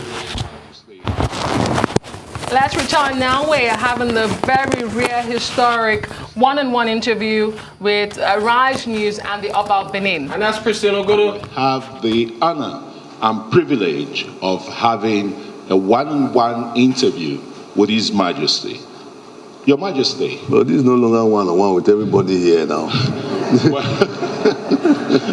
That's what your secretary chose, Your Majesty. Okay, go ahead. Okay. Your Majesty, I will start first with this brewing controversy. In your speech, you said, having spoken to your chiefs, to members of your kingdom, you feel very relieved. Do you think this issue about the repatriation of the artifacts from some European countries like Germany, France, and others will be domiciled in the museum that you have proposed, even before you ascending the throne, Your Majesty? Thank you very much. First of all, let me say that there is no controversy about this matter. It's a straightforward subject matter. As I said in I want to correct that impression that there's controversy between the palace and the state government or our state governor. Like I said, I asked my chiefs to be very prayerful.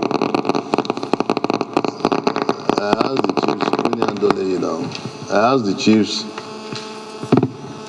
are we okay? There's no controversy. I don't see anything as controversial in this matter. It's a straightforward subject matter. We made that very clear. Perhaps There's a breach in communication. There's communication gap. There's a little bit of misunderstanding, not on our side, but on the side of the state government, or on the side of Mr. Governor Obaseki, His Excellency the Governor, which I said we should pray for. That's why I repeated and insisted that we all of us need prayers for a peaceful resolution of this misunderstanding, because we had that understanding from the very beginning that it shall be Benin Royal Museum as recommended, in fact, pronounced by my father, not even by me, by my father, and I following the footsteps of my father. So there's no controversy at all. And the other question you asked about the international community, we have said our piece. We have made it clear to them. It's a straightforward matter. The Benin people have spoken, the chiefs have spoken, the royal family, they have all spoken. The youths have spoken. There's no controversy. If they say, there's that part. I'm not a Pentecostal Christian, but there's that part of the Bible.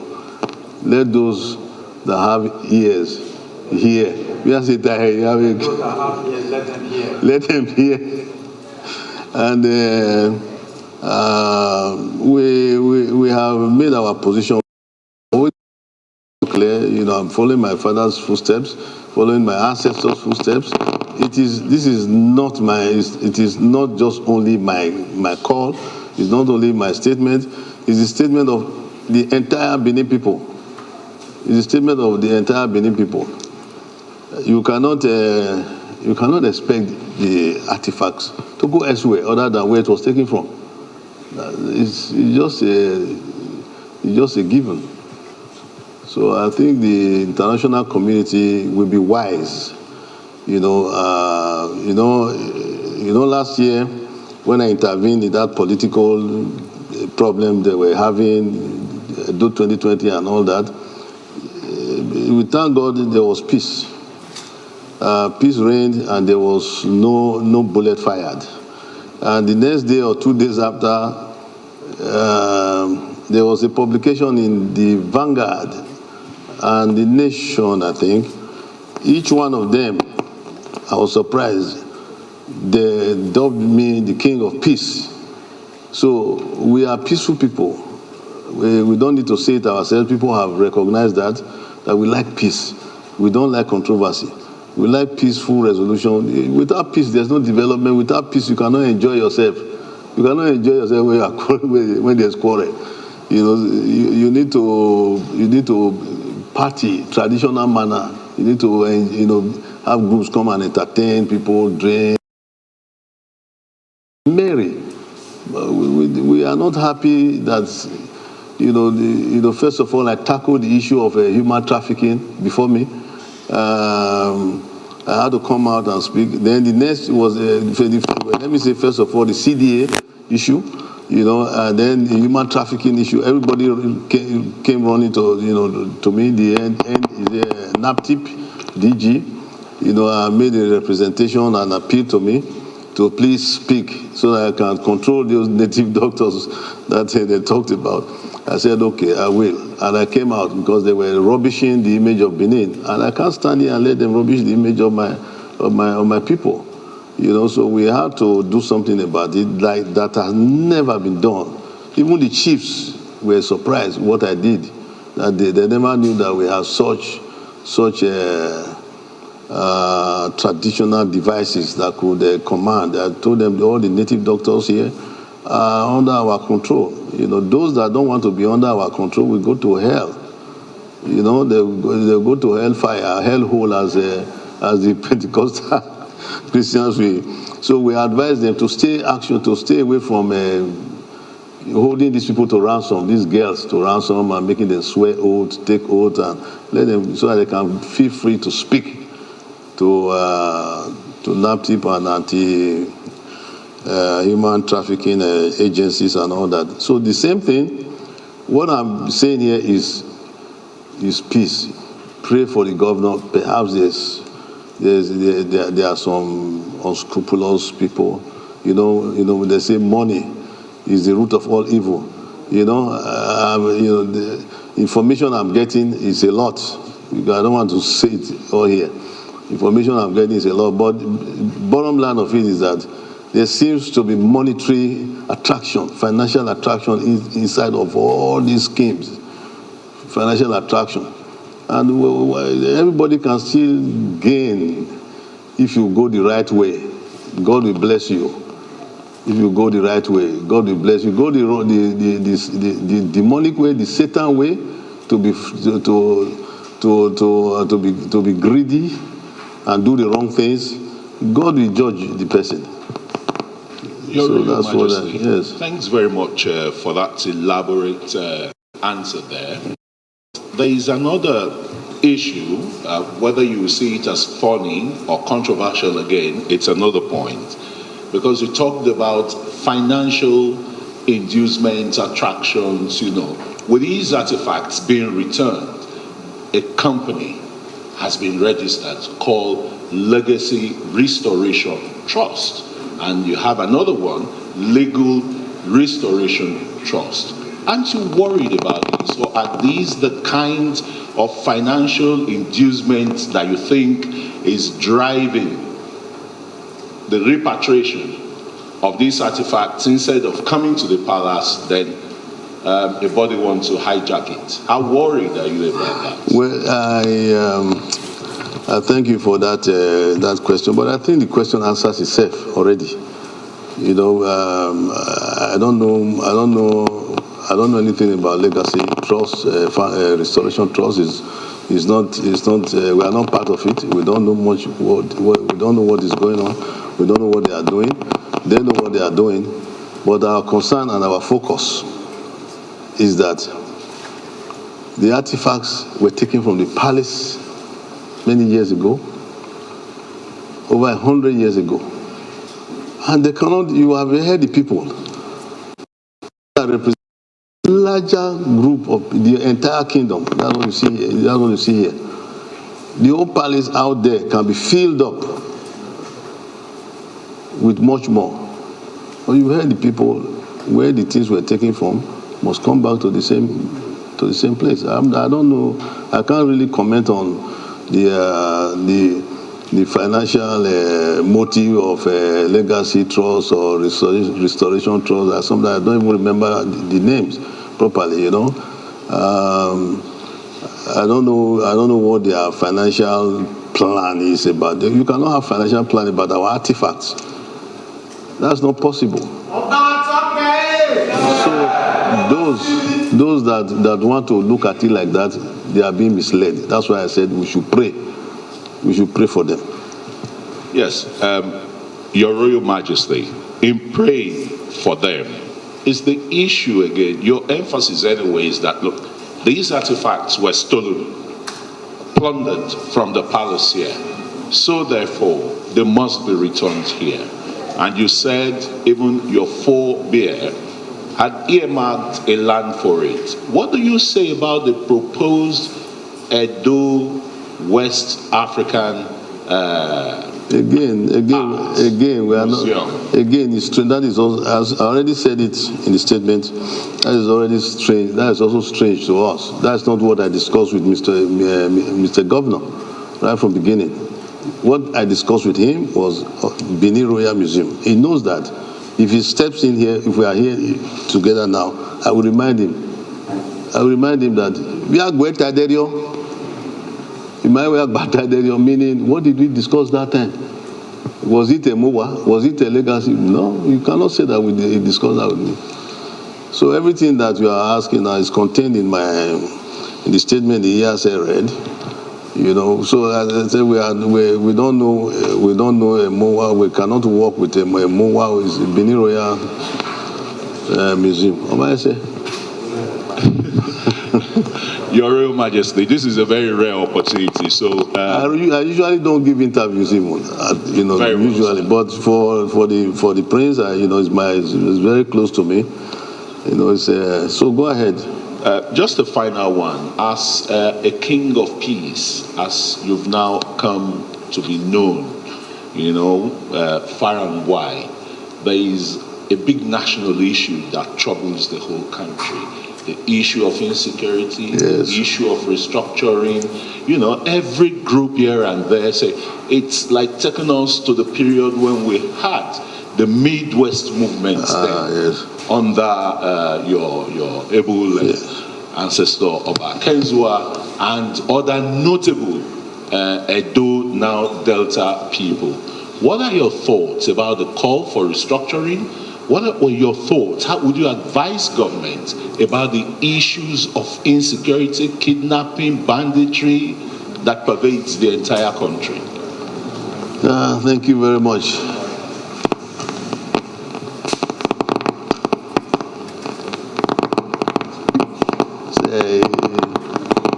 Thank you very much. This is outside of the what you have in there. The last one, thank you very much for the question. But see, we were trained when it comes to matter of security.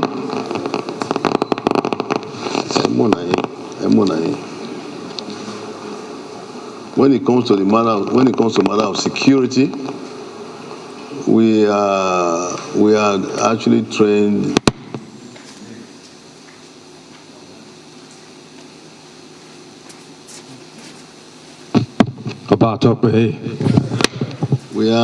When it comes to the matter of security, we are trained not to comment in public on matter of security. You know that.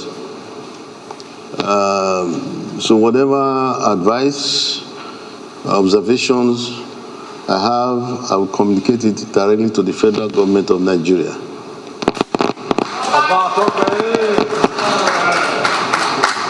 It is not that we are not concerned. We are very going on.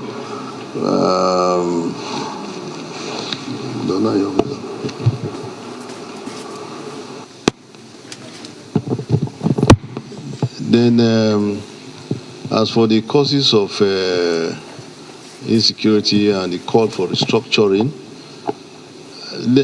let me just make an observation that in the entire country,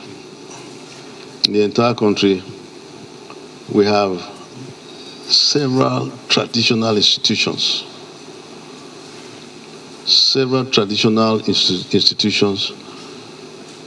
That the came to meet. The major ones, of course, as everybody knows, is Benin Empire, the Oyo Empire Ife, the Hausa Fulani, and so on and so forth. But when the colonial people came, did all the dastardly act they did to the country, because they have taken a decision in Germany, the same Germany we are talking about, to share Africa. They did it at will, without recourse, without even recognition of the cultural base of the people they were meeting. Unfortunately for them, on getting to this part of Africa, they found strong traditional bases, traditional institutions. When they left after the independence, they handed over their style of administration to our people.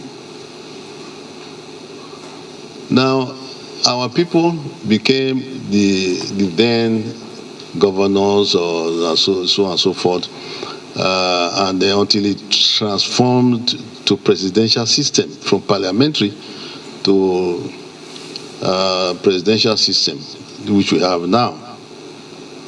However, where I think the problem came about is when those that took over from the colonial people and were now practicing their style of administration, when they begin to forget their base, when they begin to forget where they are coming from, where they will also go back to after 4 years or 8 years, as the case may be, then you have these issues. You have a schism between the people themselves. It becomes a difficult task to reconcile. And therefore, restructuring, the call for restructuring and so on and so forth will begin to come up. It never came up at that time. So that's a brief answer to it. It's deeper than that, but I can, in the situation we are in now, we need to. If we can adjust that, when you have traditional chiefs that are members of the House of Rep or members of the Senate, they are chiefs. They belong to the old colonial system or presidential system practice now, and they are also members of the traditional system. So they have to reconcile it. We have to this constitutional review. They have to really look at it very well, not to shy away from it. Look at it very well and come up with a constitution that really will reflect all of us, the unity of Nigeria, that will be able to unite Nigeria. That's what I think. I hope you are okay with that.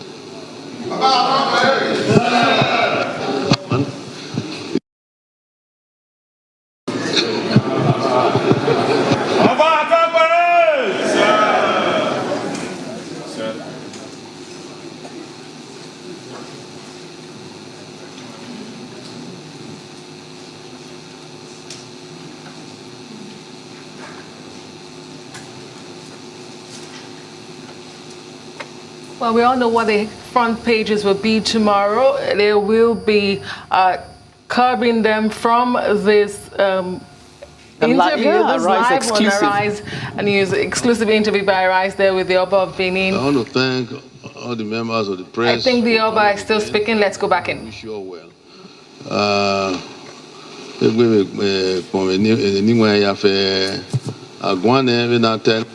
Na-aga yuri na ya liru na ya okarioba na ya okarioba vai ni a zio no mada gwa ni a zio no mada be dagbe ya ni a no mada do ne ya make na fure ofure a mi re do na ka na yo ayo ofu wa yagbe ni wa ofu wa yagbe o baba Tope.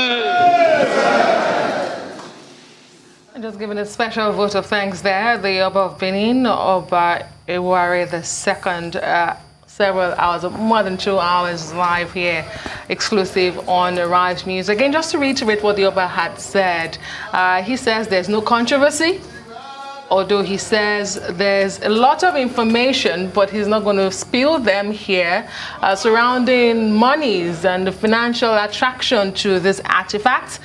He says there's a breach, there might be a breach in communication on the part of the governor. He says it's a straightforward matter, there's no controversy.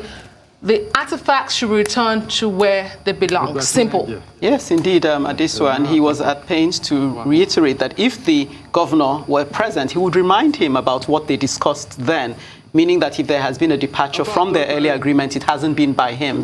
But what struck me, my takeaway from the Arise exclusive, was the point he made at the latter part, although reluctantly, because he says he has been trained not to stray into issues of political affairs. But it was striking that he said he feels the schism between our governance as it exists today has come about because you've had a neglect of referencing the traditional rulers, and even began to suggest that if you had such representation in the House, in the National Assembly, that we would do well to have that reconstituted. And while we're looking at the Constitution, we should harken back to some of these things, that we shouldn't forget where we've come from, that a lot of people in power have forgotten that they'll go back to where they came from. So very, very profound observations made by the Oba. And something on Constitution review? Yes. Says that's something we need to have. Yes, indeed. It's important to have that. Yes. Brutus? I'm waiting to hear from the governor. He has a lot to answer for at this point to clear up this misconception and misunderstanding on his part. So this story continues. Well, how far as the palace and the Oba is concerned is straightforward. Just return the artifacts to where they were taken. Very curious to hear from the governor. Great interview there with Christian Obodo. But just to add that the Oba doesn't sound combative at all. Indeed, he says we should pray for the governor. So He's an Oba of peace. Yes, indeed, and that's commendable. Yeah. Well, he says he is the Oba of Peace, and even going ahead to tell us why and how he's become the Oba of Peace. His previous intervention in bringing peace to the land, he talked about the intervention in politics ahead of the Edo 2020 elections, and of course his intervention in curtailing to a great extent the trafficking of young girls who from Edo State who are sworn under oath by force, by those who traffic them. And he says he had to speak, and we all recall that story. The Oba says, I will lay a curse. The Oba of Benin hardly curses, but he's seen as one who makes supplications to the ancestors, and things happen. But at that point he came and said, I would lay a curse on you if you do keep trafficking our young women, under different guises to other countries, subjecting them to inhumane practices. Yes, I mean, what comes across is that he's a very disciplined individual, and that he takes his role as custodian of the Edo culture very seriously indeed. So it's been a lesson for a lot of us watching, because we didn't have this particular unique insight into the workings of the Oba's palace. The Benin Royal Museum or nothing to house the artifacts on the verge of reparations back to the country. At the moment, we do know there's a delegation to Germany, including the Governor Godwin Obaseki, the Minister of Information and Culture, Lai Mohammed. So we wait to see. It's definitely not a story ending here. And like I said, we do know what the headlines are going to be tomorrow. It's going to be calling it from this extensive special coverage from the Oba's palace, the Oba of Benin, Ewuare II. I would have loved to ask him if he's maintaining that he will site the museum on his premises, whether he will give open access to the public to be able to go and see those artifacts freely. Is he planning to change that? Because you pointed out, Adesua, that the Oba's palace and the way it's sited is sacred. So is he planning to open up that access so that the public and future generations can come and learn about the significance? The Oba's palace is not just one standing structure. It's actually a large space of large expanse of land, and there are other houses actually sited in the compound where the Oba's palace is. So he says his father had provisions for this. Okay. And he has acquired, recall he said during his speech, that he has acquired additional land from other families to ensure that this Benin Royal Museum comes to fruition. So for that plan to be in place, of course, he has thought about public access. So everything seems to be in order. This was well thought out, and a very truly superior argument we've heard.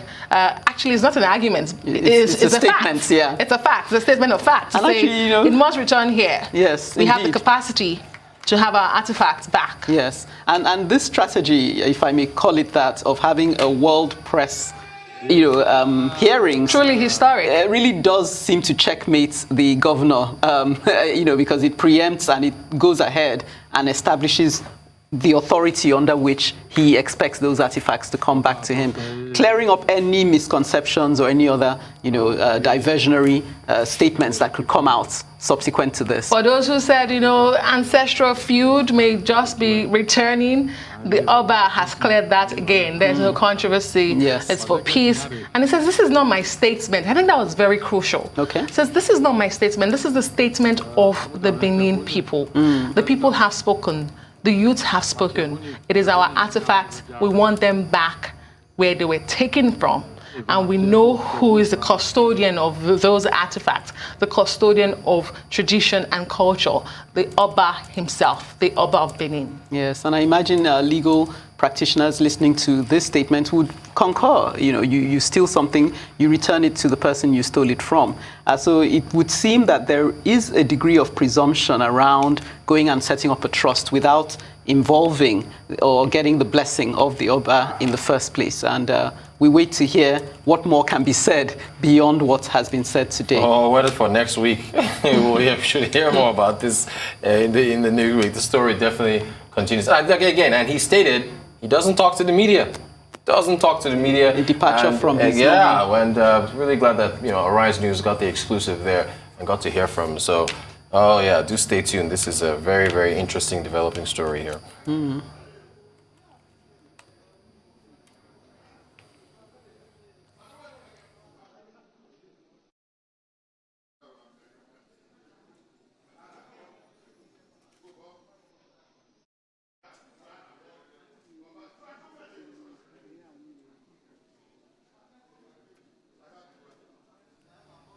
Well, let's not forget that he also thanked the governor for joining the struggle to retrieve the stolen artifacts. That was also important to note. He says, we thank you.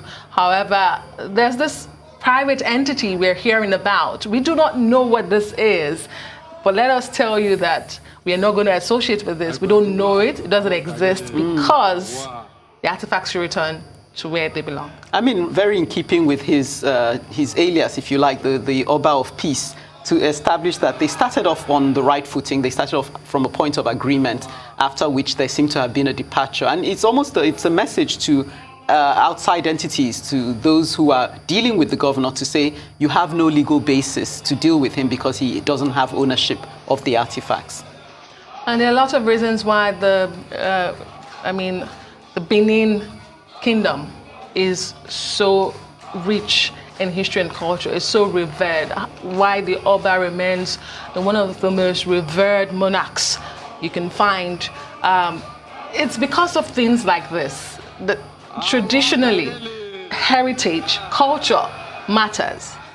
No matter how we evolutionize, no matter how the world becomes global, there are some things you should never lose sight of. There's some things you should never lose. And that's tradition, that's culture, that's history. And this is what these artifacts represent. Like I said, they are fragments of history, fragments of culture that were forcibly taken, forcefully taken. And now if they are to be returned, it only makes sense, common sense perhaps, that they should return to where they were taken from. And I don't think, judging from the outlook of the Oba, he seems to be very broad-minded, that he appreciates that this is a teachable moment in time, and he's making use of this opportunity. Hence, the reason he opened up his palace to the press, to instruct people who may not be conversant with the connection the Oba has with the culture, as being a custodian of culture, to instruct those watching that this is the significance of these artifacts, and this is why it needs to proceed in this manner.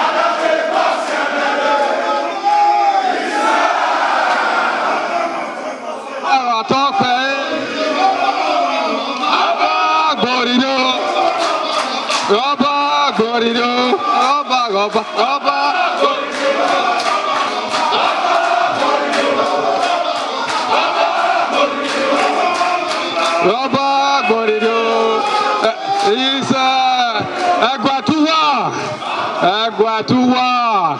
Abo Karele. Awa. Wa ya idegwe awa rawu. Wa degwe no watwe.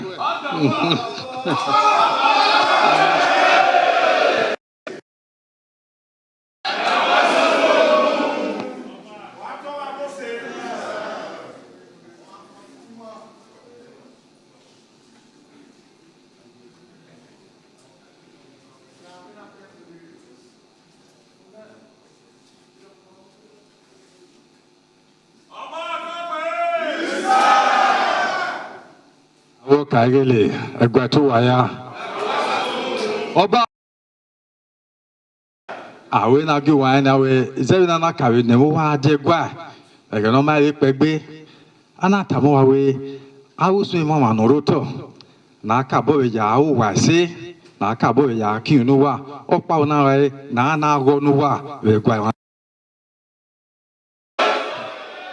awe na wa le wa na gi wa na we e ma ma ne ya fe fe ye roto. Well, at some point in the conversation we've been listening to today, that statement, the Oba of Benin's statement read out by the Iyase of Benin, the Prime Minister, the traditional Prime Minister, he did mention that the federal government, the only condition perhaps would be if the federal government comes in with a view to transpelling to original owners, because it says there are external treaties and laws guiding the process. And so that's the only time we had the federal government mentioned in all of this. Otherwise, he says it's not the property of the state government, it's not the property of any private entity, not formed by the Benin Kingdom. Indeed, and that struck me as well, that he left the door open with that statement for a mediator to step in between the two, rather than seeming to close the door on any alternative. So he's saying that in the absence of the artifacts being returned directly to him, the only other person who could intervene and mediate on behalf of this matter would be the federal government. Yeah, and the Oba's chiefs, they are now praising the Oba for his wisdom, his leadership. And yes, of course, he's still having some more words with his subjects, but yes, the subjects praising, singing, celebrating their king, praising him for his wisdom and his leadership, because it has to be said, he has been a model of leadership in this particular matter, very straight to the point. Just bring back the artifacts. We had an agreement, straightforward, and let's move on. So all in order so far today. I have to say, Rutus, I'm more inspired, if you like, by the possibility of trying to bring about a restoration of our former cultures. The fact that I feel so much has been lost by assuming that the two have no meeting point. But listening to the Oba and listening to, he is a communicator. He's managed to bring about arguments that would persuade even people who had no knowledge of what we're dealing with here, to say, look, this is where this started and this is where it should be heading. I would love to pick his brains on what he sees as the future of our culture in the light of these artifacts being returned, what he sees as what can be handed over to the next generation to give them a way forward. The Oba doesn't join issues publicly to tell you how significant this is to him and how important it is for the Benin Kingdom. And as the custodian of the culture and tradition of the Benin people, this is important to him. Quick facts. So he's the Omonoba Nedo Ukwakpolopolo. I know you've been wondering what is Ukwakpolopolo. It's a very solid name. Very solid. It translates, loosely to the big embodiment. Okay. He's seen as the elephant that cannot be lifted. Okay. The Benin people see their king, the Oba of Benin, as the mirror which they see themselves. So when the Oba speaks, he truly speaks for his people. I mean, that's role modeling, if ever you saw it. And to sometimes the way we easily dismiss our past, this is the very thing that other nations seek after. Even after they have established governments, they still hold on to their monarchies because you're looking for a role model, someone who will embody that perfection that you want to look up to, in spite of the fact that that people make mistakes. But here is somebody that will remind you of what you can aspire towards. It's a A rare moment everyone can enjoy. It's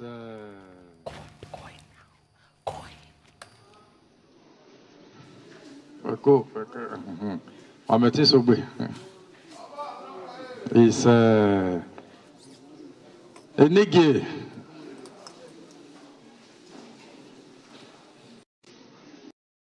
Wadoto mogun wa me na arewo na waye.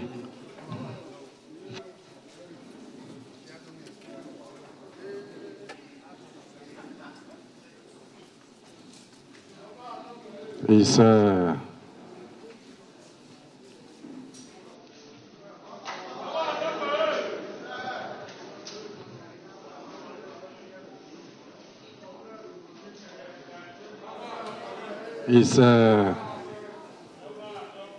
It's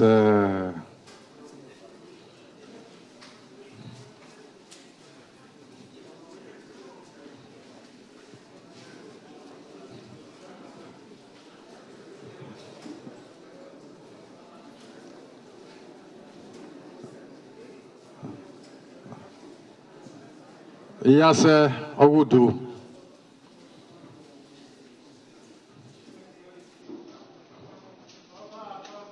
It's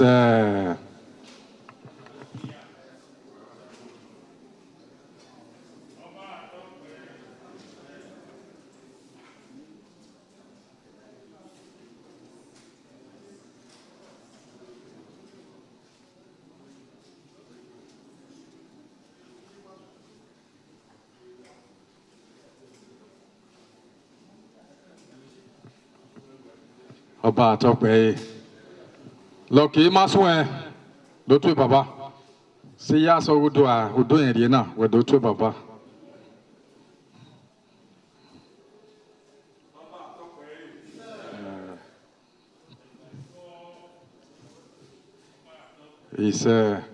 Ìwé ọba àdó tó bàbá wa mí ẹ̀ náà sọ gbé ẹgbà tó wà.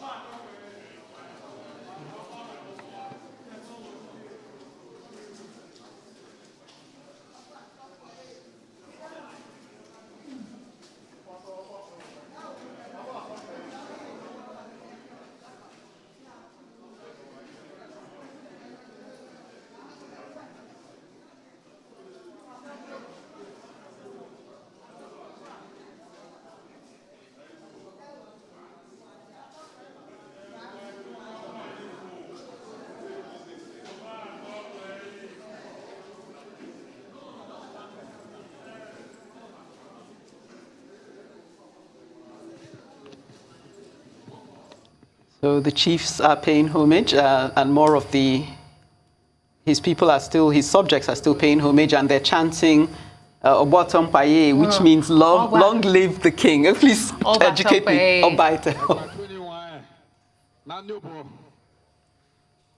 And Isha means amen. Yes. Oba Hatokbe. Oba Tokbe. May the king live long. Amen. Amen. Obaton Paye.